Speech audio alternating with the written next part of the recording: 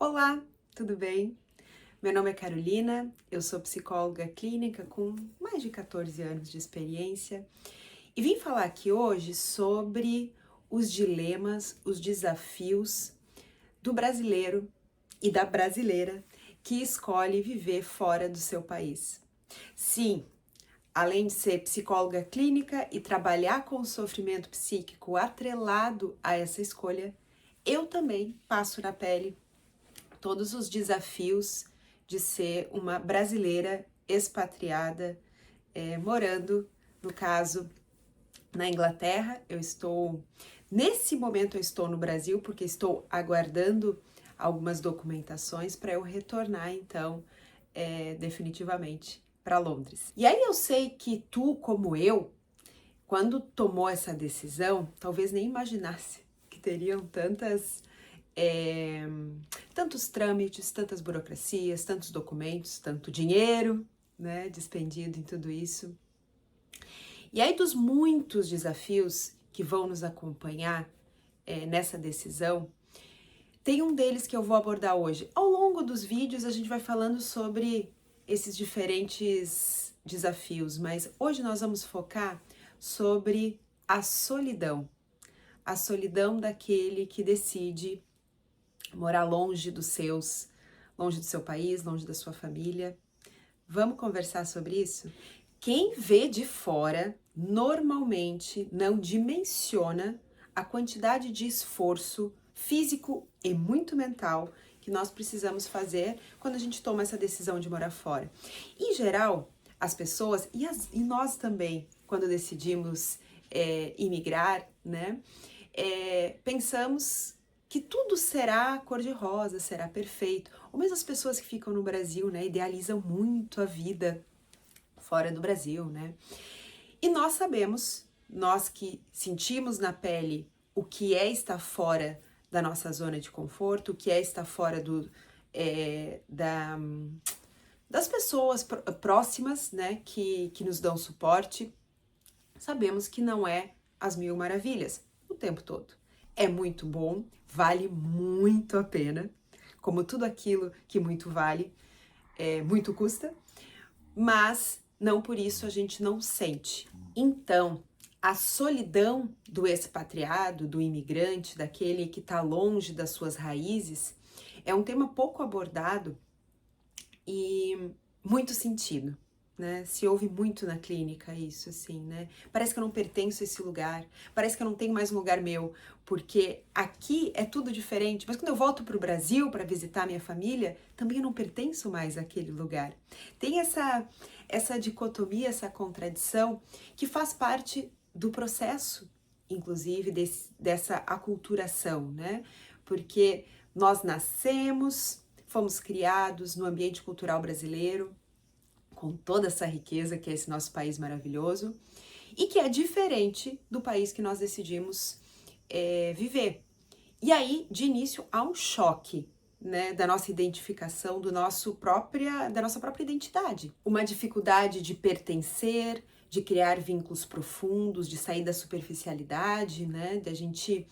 Então, a gente começa a sentir isso no dia a dia, porque o que nos traz alívio quando as coisas estão difíceis? As nossas conexões, os nossos vínculos.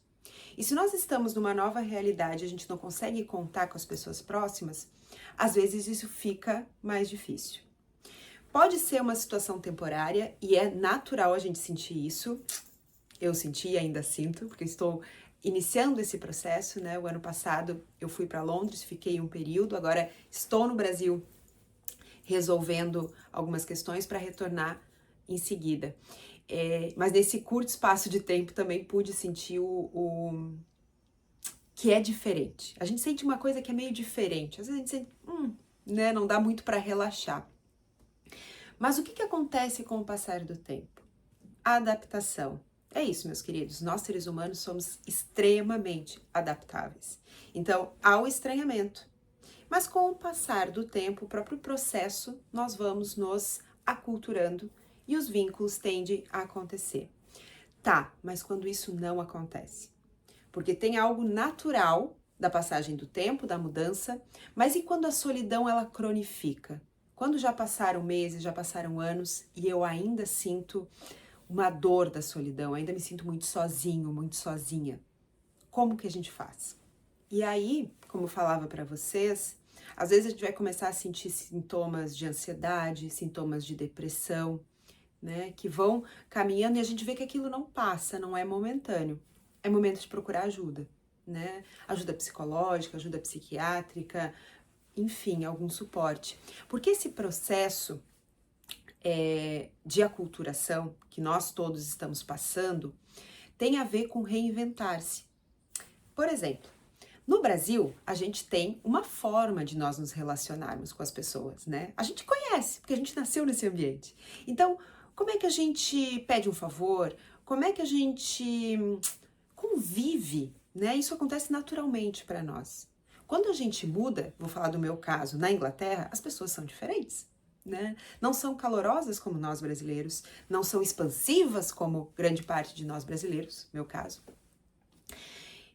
Como que a Carolina, qual é as características da minha personalidade que vão ser necessárias, serem desenvolvidas para eu melhor me adaptar nessa nova realidade. Em outras palavras, eu preciso criar, de certa forma, novas maneiras de ser para esse novo ambiente.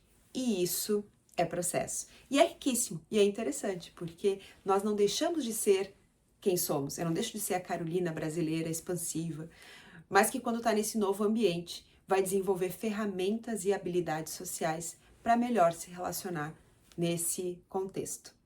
E aí nisso, a psicoterapia, ela ajuda demais, gente.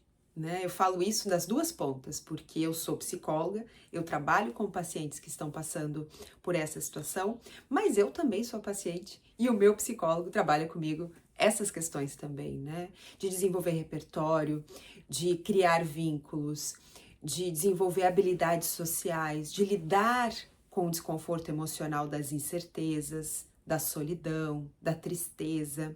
Então, tudo isso a psicoterapia vai te auxiliar, assim como me auxilia. Vamos seguir conversando então sobre os desafios de nós brasileiros que tomamos a decisão de desbravar esse mundão de meu Deus. Mas as decisões vêm também acompanhadas de alguns desconfortos. Vamos falar das alegrias e dos desconfortos de ser um brasileiro expatriado. Vamos junto?